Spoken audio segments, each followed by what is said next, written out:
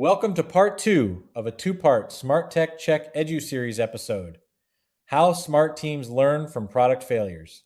If you've been creating products long enough, eventually you will have a flop or two. I've certainly had product failures in my career, and what I learned from those setbacks proved invaluable going forward. In this video, we're going to examine what you should do for an unsuccessful product, specifically, how to run a post-mortem that produces tangible insights and durable change.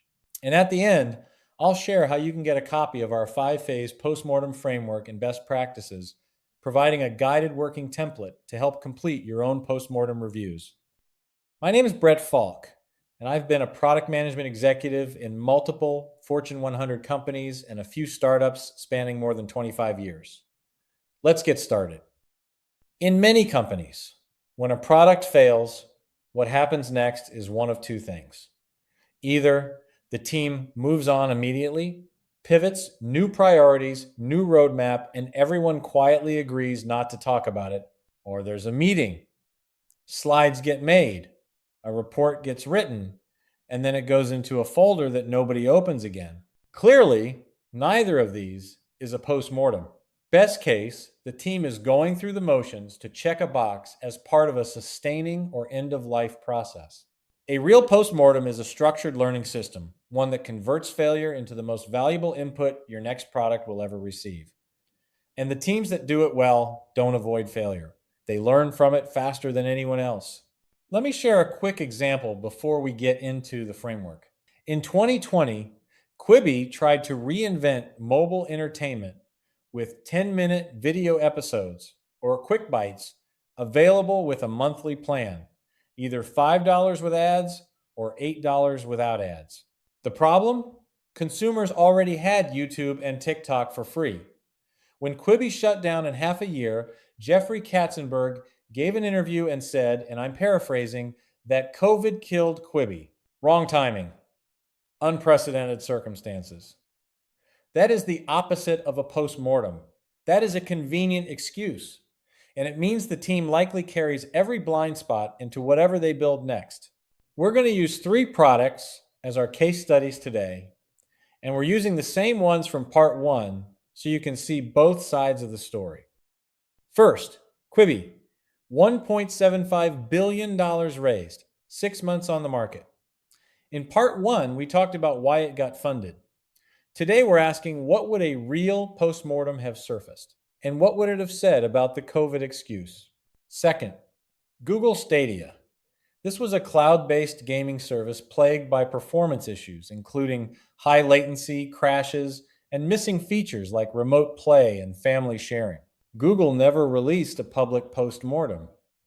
But the external signals, the gaming press, the developer community, the subscriber data tell a very complete story if you know how to read it. This is actually a useful lesson in itself. Sometimes you can reconstruct a post-mortem from public evidence when the organization won't do one internally. Third, Peloton Guide. The guide was Peloton's entry into connected strength with AI-powered motion tracking and personalized strength programming. Unlike Quibi, Peloton's leadership was relatively transparent about what went wrong, which makes this one rare and instructive. When you have an organization that's willing to say we misjudged the market publicly, that's a cultural signal worth paying attention to. Okay? Here is the framework. 5 phases. Each one builds on the last. You can use this for any product or service that is underperforming in the market. Let's go through each one. Phase 1, assemble the right room. The people who belong in a post-mortem include, at a minimum, product management, the design lead, the engineering lead, sales, marketing, customer success, finance, and super important, a neutral facilitator, not the product owner, someone with no stake in the verdict. Before the session starts, you need to establish ground rules. No blame attribution. Lead with facts and data. You are critiquing processes and decisions, not people. Use we language throughout. This is critical. Everything that happened to the organization not because of one person. Why does this matter? Because without psychological safety and team trust, you don't get a post-mortem. People will naturally protect themselves, and the real causes stay buried. Phase 2. Reconstruct the decision timeline. Map every major gate the product passed through. Ideation, funding approval, design, build, launch, post-launch. For each gate, you're asking 3 questions. What do we know at this point? What were our hypotheses? And perhaps the most uncomfortable one, what signals did we have access to that we chose not to act on or we rationalized as not a risk? Then find the earliest moment where the outcome was actually predictable from available information. In most postmortems, that moment is much earlier than anyone wants to admit. For Stadia, gaming journalists documented the latency problem months before launch. That's a leading indicator that passed through a decision gate. Which gate and what was the team discussion, if any, at that time regarding early signs of risk and how to mitigate? Why did the product ship anyway? These questions are where the learning lives. Phase 3. Evaluate against 5 critical criteria. Think of these as the 5 dimensions every product has to earn passing marks on. If it fails on even one, you have a problem. If it fails on multiple, you have a Quibi. Criterion A. Problem validity. Was the problem real, frequent, and painful enough to change behavior? Or were you solving for something people appreciate in theory, but never pay for in practice? Criterion B. Customer fit. Did the actual people who showed up to buy match the personas you designed for? Where did the real buyer diverge from the assumed one? Criterion C. Value delivery. Did the product work as promised, not in a demo, not in a controlled beta, but in the real world under real conditions? Criterion D. Go-to-market alignment. Right product, right channel, right buyer, right price, right message. All 5 of those have to line up. If even one is off, the product can fail even if the core idea was sound. Criterion E. Organizational readiness. Did your team actually have the capabilities this product required? Not the capabilities they thought they had, the ones the product actually demanded. Here's a useful exercise. Score Quibi against all 5. You'll find it fails on every single one. And that tells you the problem wasn't timing or a pandemic. The problem was structural and it was detectable. Phase 4. Separate symptoms from root causes. This is where most postmortems fall apart. Teams identify symptoms, low sales, poor retention, bad reviews, and call those the cause. They're not. They're the result. First, use the 5 whys. Take any failure point and ask why 5 times. You almost never hit a root cause before the 3rd or 4th why. The first 2 answers are almost always still symptoms. Second, classify what you find into one of 3 buckets. Strategy failures, you made the wrong bet entirely. Execution failures, the bet was sound, but the delivery was poor. And external factors such as market shifts, competitor moves, timing events, genuinely outside your control. Third, weight the root causes honestly. But here's a warning. Teams almost always over-attribute to external factors.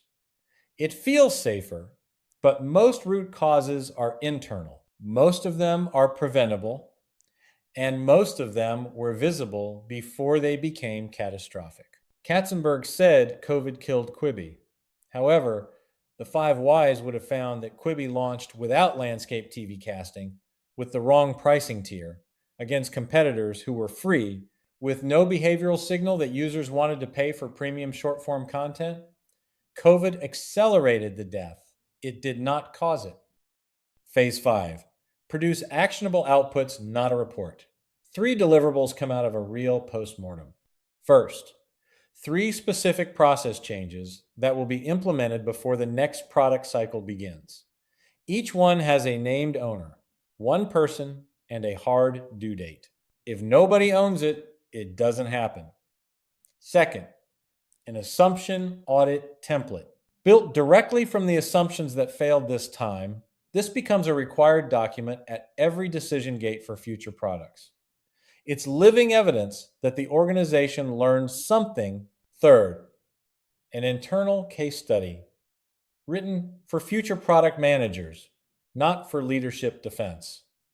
The best organizations treat their own failures the way Harvard Business School treats case studies. They document them, they teach from them, they make failure into curriculum.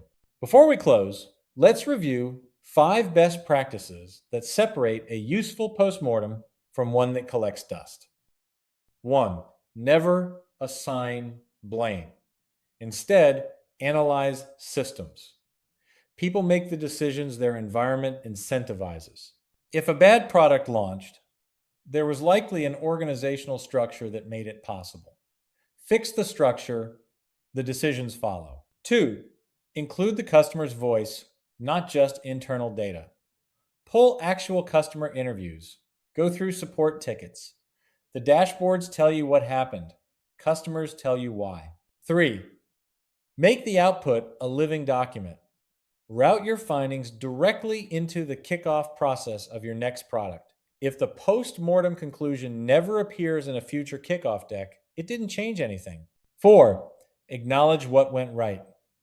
Focusing on failure alone can cause teams to overcorrect. I am sure some of your discovery practices, your research methods, your execution habits worked, and they'll get thrown out in the backlash if you don't specifically protect them. 5. Time box the meeting, but extend the analysis. The post-mortem session should be 1 hour, ideally, and certainly no longer than 90 minutes. But the work before it, pulling data, running interviews, mapping the decision timeline, should take 1 to 2 weeks. The meeting is synthesis. The meeting is not where the learning happens. The learning happens in the 2 weeks of honest analysis that comes before it. Let me leave you with this. Katzenberg said COVID killed Quibi.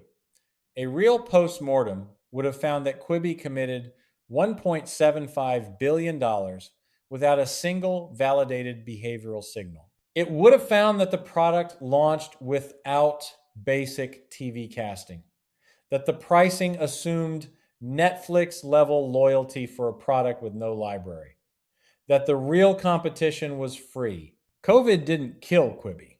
The absence of structured, healthy skepticism at every single decision gate did. And a postmortem, a real one, would have said so. The best product teams aren't the ones who never fail. They're the ones who learn faster from failure than anyone else.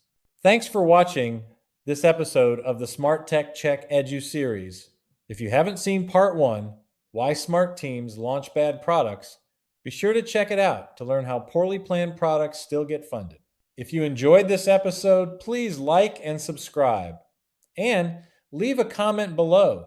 What's been your experience with product postmortems, and what best practices have worked for your team? Also, scan the on-screen QR code or find the link below to download our 5-phase postmortem framework and best practices template. If you need help running more effective postmortems or solving challenges related to your product planning, strategy, marketing, messaging, brand growth, or market research, the SmartTech team is ready to help. You can also use the QR code or link below to request a complimentary 60-minute planning workshop with our team. Thanks again for watching, and we'll see you in the next episode.